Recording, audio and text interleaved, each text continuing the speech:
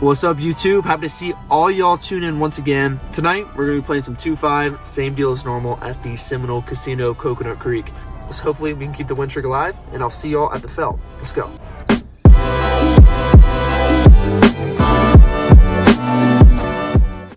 We hop into the 2-5 game with $1,000 playing 7-handed, and the first eventful hand we get is Queen 9 of clubs in the hijack position. There's an under the gun limp, and 7-handed, maybe a little bit of a loose open, but I raise it up to $20, and the only player that tags along is the limper himself, the under the gun player. So we're going heads up to a flop, hoping that we smash it, in which we flop the second nuts. Flop comes down Jack 10 King with 2 diamonds. The under the gun player checks it to me. With a flop like this, we definitely can be sizing up for value as we don't block any diamond, and any 2-pair or better is not going to be folding regardless. So I decided to throw out a bet of $30, which is around 3/4 pot. The under the gun player quickly reaches for a little bit more chips. He bumps it up to $85, which isn't a big raise whatsoever. When action's down on me, sure, we could go ahead and raise now for value and deny equity from any diamonds or maybe any 2-pairs, but I like to play it a little bit slow. I just select on a flat call because he is around $400 behind, and I'd imagine he'd be betting almost any turn, in which if it's not a diamond, I'll just go ahead and ship it on the spot. So I happily make the call, and we're off to see a turn. Hoping that we fade a diamond, in which, unfortunately, our wishes are not granted. Literally, the single worst card in the deck comes, the Ace of Diamonds. It looks like the under the gun player likes this card quite a bit. He does not stop betting, and he actually sizes up almost to a pot size bet. He bets out $185, and the action's down on me. Looking back at this video and at first glance at this bet, honestly, I think this should be a fold majority of the time, but at the same time, we do have a straight, and he only has $200 behind. When he only has $200 behind, if he jams the river, we're almost always going to be forced to call, as we're getting amazing odds with a straight, and we're essentially just only losing to a flush. So I make the call, which in hindsight I do not like, and we go heads up to a river. So the river is the worst in the deck. It is a queen.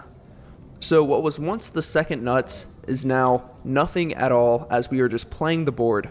So disgusting, and what even makes it more disgusting is the under the gun player rips it all in for his remaining $205. Well, we had him where we wanted him on the turn, but unfortunately it looks like he might have hit one of his outs. Looking at the pot odds, we have to risk $200 to maybe get $300 back. So the odds are absolutely horrible. My thought process at the moment was he had an ace and he was forcing me off a chop. So, as said prior, I do in fact make the call, but unfortunately, I was wrong, as he has Jack 7 of diamonds, so he gets the absolute maximum, even with the worst run out possible. Probably one of the most embarrassing hands I played in a while, but at least we know that this table, the players are not afraid to call with pretty marginal hands. We add on for $500 more, so we're in for $1,500 when we look down at Ace King on the button. Under the gun bumps it up to $15, and the cutoff calls the 15. When action's down on me, definitely want to be putting some more money in this pot with a hand such as Ace King. Not to mention, we are also in position, so I raise it up to $70. After I raise it up, the small blind gets out of the way, and the big blind elects on a call. A bit alarming, but luckily the other two players get out of the way, so we're going to this flop heads up in position. When the flop comes down Ace 9-5 Rainbow, this is literally the best flop we can ask for. We have top pair, top kicker. We are losing to 3 hands, being Ace 5, Pocket 5s, and Pocket 9s. I'm not too much worried about Ace 9, as I wouldn't imagine this player calling a raise of this size pre-flop.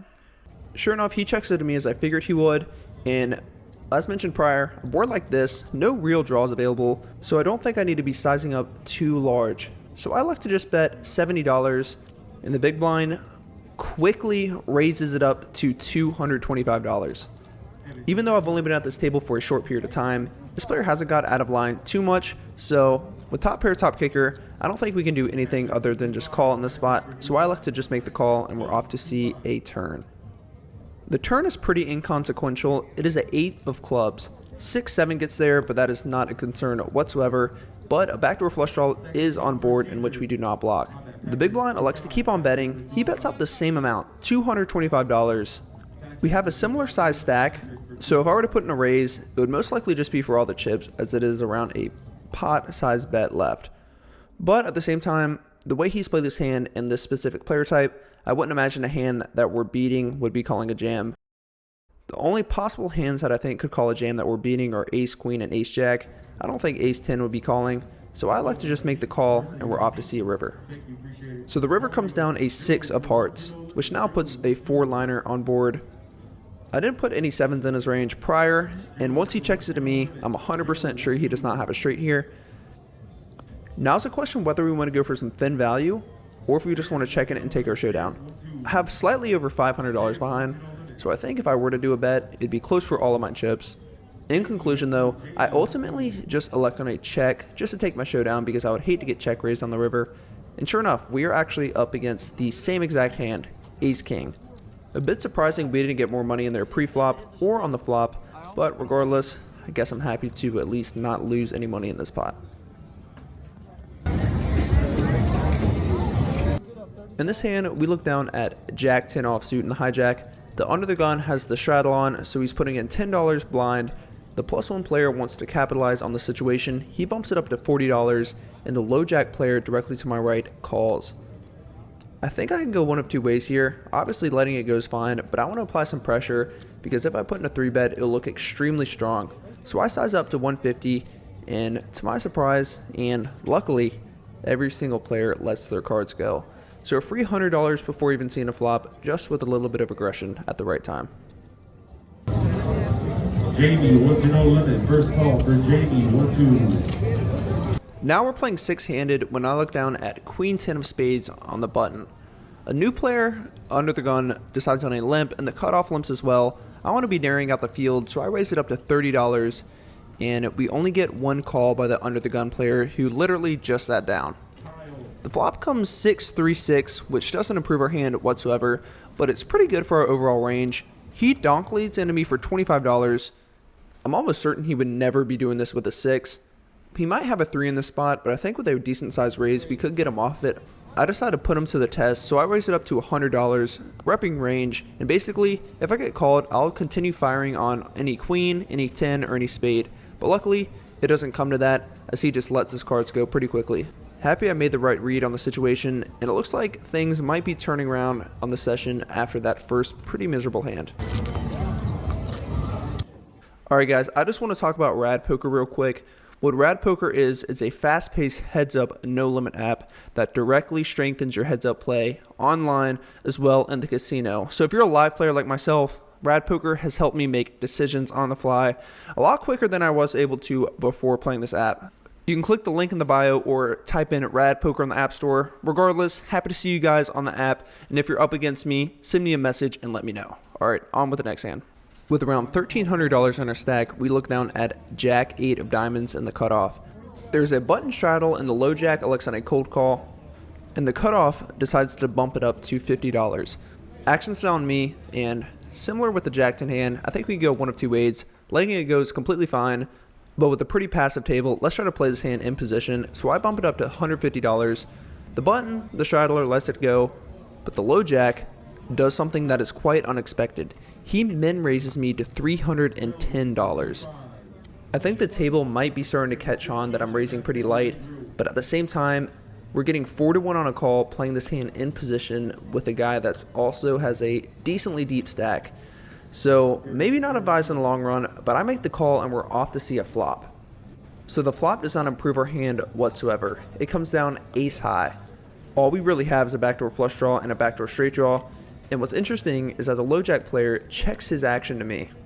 Being the initial aggressor, we could have all the aces in our range, so I definitely need a bet because jack high is not going to be winning hardly ever.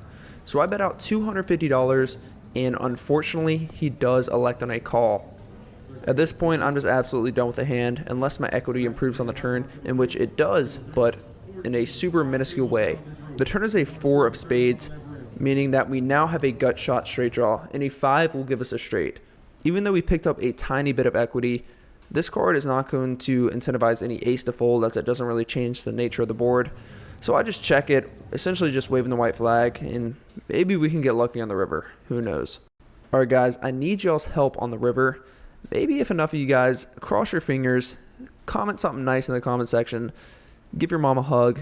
Who knows, we might be able to just luck box our way into a straight on the river. I also heard that if enough of you guys hit the thumbs up button, we'll be able to hit a magical 5 on the river. And boom.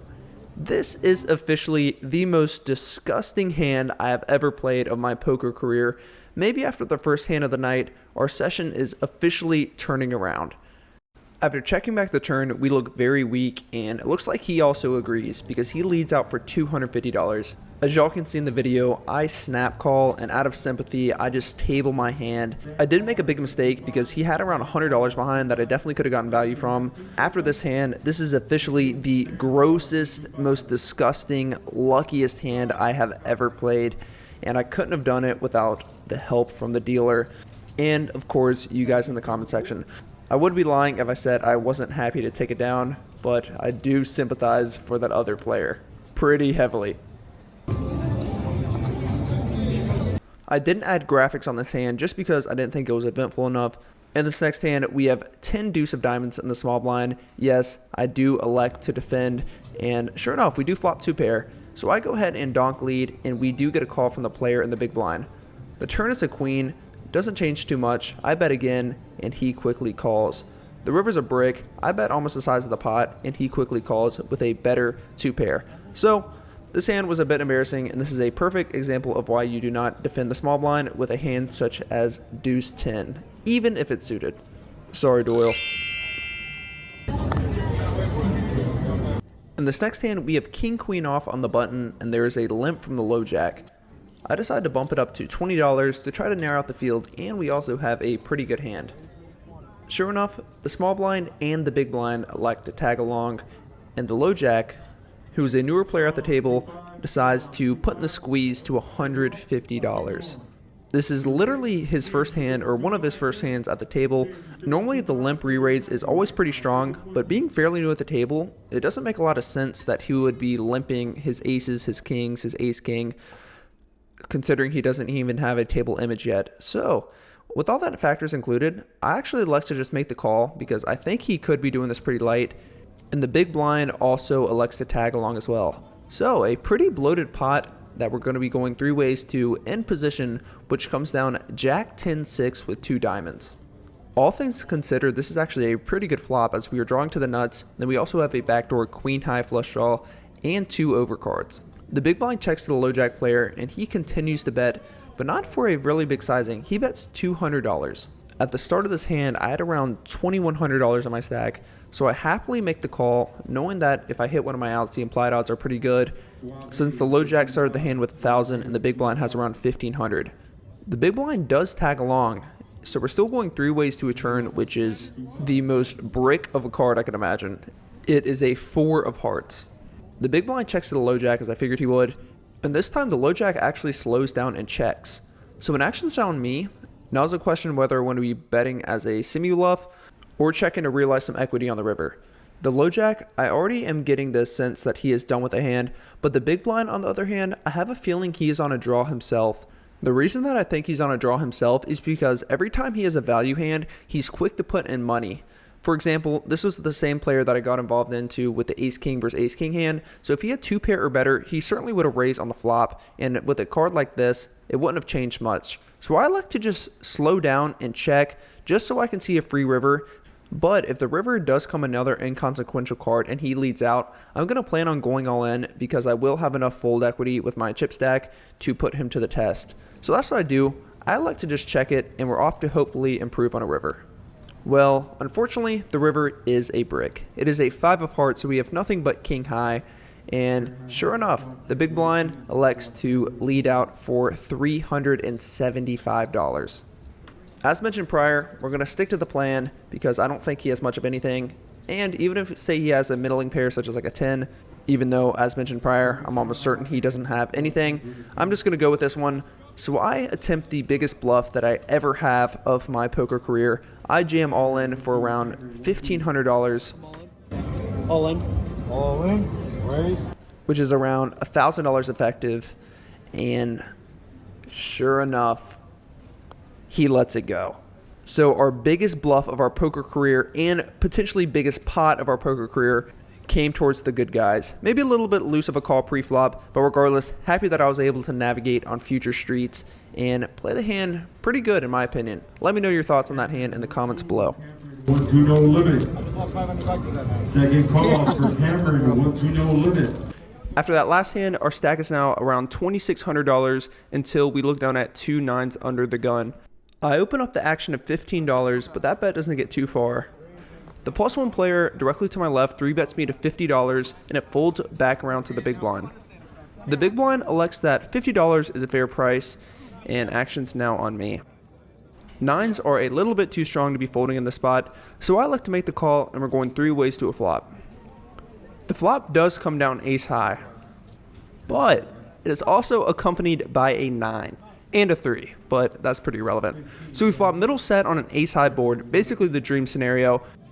The big blind checks it to me and I check 100% of my range to the initial aggressor, and he seems to be liking this board as he continues to bet to the tune of $70.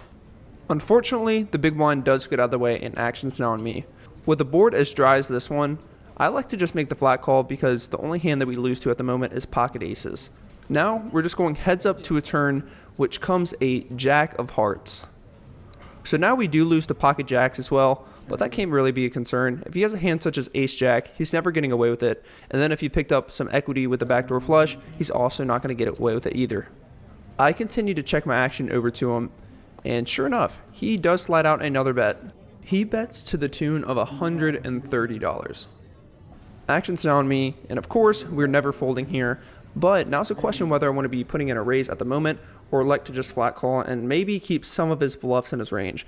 I choose the more aggressive route because I think this specific player would maybe take a lot of his ace highs to showdown, and at the same time, I would be playing all of my backdoor flushes this way, so I like to just raise it up to $300 for value. He has around $500-ish behind, so if he calls this bet, planning on just jamming any river. But unfortunately, he thinks better of the situation and lets his cards go. Regardless, happy to pick up a decent sized pot with the last hand of the night, and you can never complain flopping middle set.